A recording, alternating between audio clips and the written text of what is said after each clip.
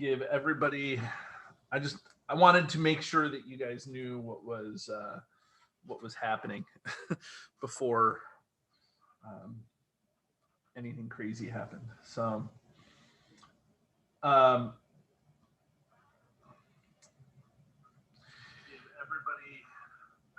I wanted to make sure that you guys knew what was okay. So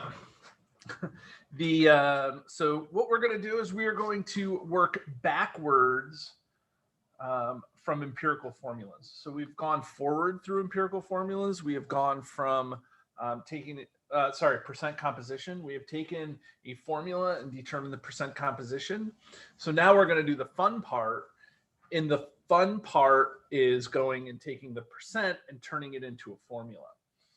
Okay, and that requires a certain amount of steps. And so that's what we're going to do. So I'm going to change my camera angle. And so we have this. Okay, so we're going to need a calculator, periodic table. So that's really what we got going on here. Okay, and there's really 4 steps that make this pretty straightforward. Okay, so I will make sure that we add those 4 steps. Okay, so what I have here is the percent composition of a compound that has 42.82% K, which is potassium, 18.39% sulfur, S, and 39.79% O. Okay, so what we're going to do is we're going to turn this into a formula. Okay, so in order to do this, we have to follow, again, there's 4 steps. The first step here is we divide by the molar mass, the mass of the element on the periodic table. Okay, so I'll just say by the mass. So what we can do is we can look up on the periodic table and we can find potassium. I like it. Potassium's right here. Okay, so what we're going to do is we're going to divide this by 39.098. 3. Okay, so that's that first step. I'm going to put it in green. Okay, so this is where we get, oh, wait.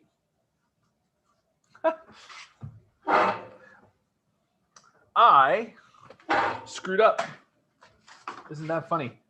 I already screwed up. Okay. The first step is not dividing. The first step is assuming 100 grams. Okay, so we have to assume 100 grams of this stuff. Why do we do that? Because we can't do anything without converting the percentage into a mass. Okay, so if we assume 100 grams, that's the easiest number to deal with. Okay, 100, because 44.82% of 100 is 44.82%, is 44.82 grams. Okay, if we assume 100 grams and we have 18.39% sulfur, that's going to be 18.39 grams. Okay, assume 100 grams, we have 36.79% oxygen. That means that it's 36.79 grams of oxygen. Okay, that's why I immediately kind of went over the to the next step. Okay, so then the next step is to divide by the mass on the periodic table. So I'll do this in red. Okay, so this is where we would now that we've assumed 100 grams, now we would take this and divide this by the mass on the periodic table. And if you see here, we have potassium is 39.098.3, and we get a number. Okay, so let me do that. So we get 44. Let me turn on my light here. Okay, we get 44.82 divided by 39.0983. And so that equals 1.146. Okay, so now we do the same thing with sulfur. Okay, except now we have to look at and find sulfur on the periodic table. Sulfur is over here. It's 32.066. Okay, so I'm going to take 18.39. I'm going to divide it by 32.066. And we get 0.5735. Okay. Now we take this and we divide this by oxygen's mass. I remember yesterday in class, somebody's like, oxygen's, that's the fun one. That's the one I know. So we take that, we go 15.9994. Okay. And so when we take 36.79 and divide it by 15.9994, we get 2.299. Okay. Okay. So that's step one. Step two is in blue. And then step three is to divide each of these numbers by the smallest.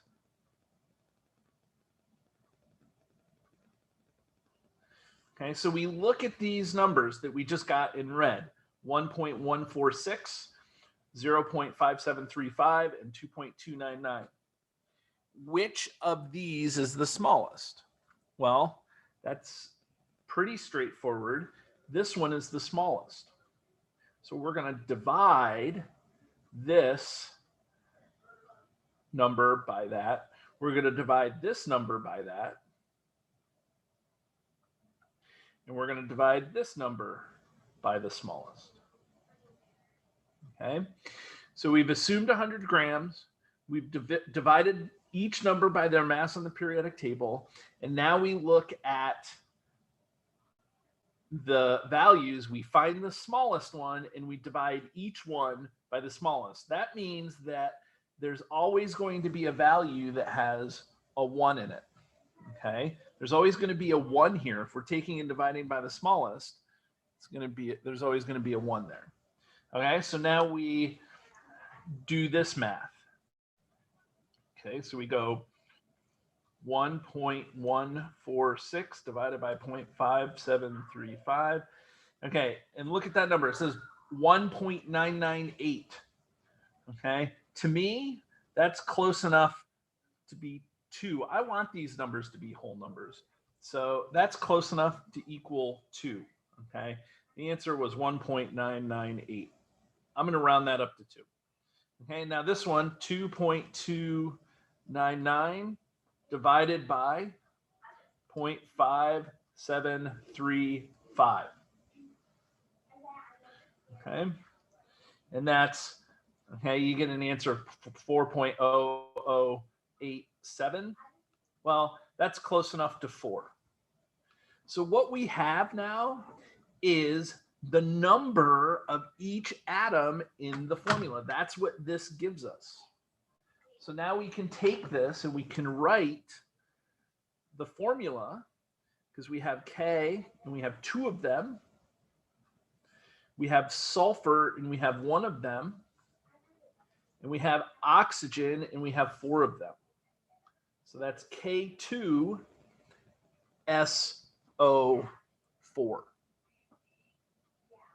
Okay, I know that was a little rough getting started, but there it is. Okay, I'm going to do one more of these, just so you guys have that reference. Okay, so let's knock over the camera here. Okay, so here's a second one. So again, we're going to follow the steps. First step is assume 100 grams. By assuming 100 grams, that gives this number, it gets rid of the percentage. That's all it does. Okay. So by getting rid of the percentage, then we can do the rest of the math. So by assuming 100 grams, this becomes 52.0 grams. Okay, again, 9.6% of 100. It just makes the math easier. Okay, so this is going to be 9.6 grams of carbon. Assume 100 grams, we get 38.4 grams of oxygen. Okay, so now just like we did here, we're going to divide by the mass on the periodic table. If I can stop hitting my camera. So now the second step here in red is divide by the mass on the periodic table. So we need a periodic table. Okay, so we look at zinc. Zinc is here, 65.38. Okay, so we're going to do that math. 52.0 divided by 65.38. And that gives us 0.795. Okay, so we take this and divide this by the mass of carbon. If we look at the periodic table, that's 12.011. Okay, again, looking at the periodic table. So I'm going to do 9.6 divided by 12.011. And we get this equal to 0.7999. Okay, those two numbers are very close to each other. Okay. Okay. So now we're going to take this and divide this by oxygen. Seems like a lot of compounds have oxygen, so you probably end up knowing what the mass of oxygen is. And so this becomes 15.9994. So again, we divide 38.4, this divided by 15.9994. And we get 2.40. Okay. Okay, so now the last thing that we do, just like here, we look at these numbers and we divide by the smallest. Mr. Wolf. What's up? Do you divide 100 by the atomic mass? So for this, you would take 52% of 100, and that's where you get 52 from. Okay. Does that make sense? Kind of, sort of. So it's only the percentage? Yeah, so that first step is just us trying to get rid of the percentage so we can do chemistry with it.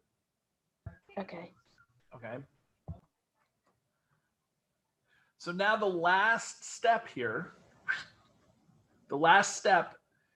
is pick the smallest one of these, which in this case is this one up at the top. And we divide each number by the smallest one.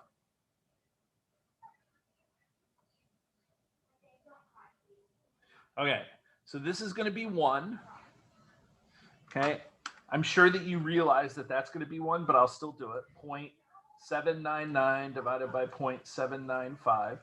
It's 1.00005, so we're going to put that as 1. And now 2.40 divided by 0.795 is 3. Okay, it's 3.01, but it's close enough to 3 that we can say 3. So now we have the formula. Okay, so now we have the formula. Zinc is 1, so we have Zn. Carbon is 1, so that's C. And then oxygen is 3, And so that's ZnCO3. So for me, this is the fun part of chemistry. It's like figuring out a puzzle. Given these percentages, you can go through this and figure out the formula. And like I said, when we were doing percent composition, these percentages are things that you can get. They're very straightforward. There's companies that can give you the percentage of elements in a compound. So these percentages are easy to get. We have to do some math to get to the formula. And to me, that's a lot of fun.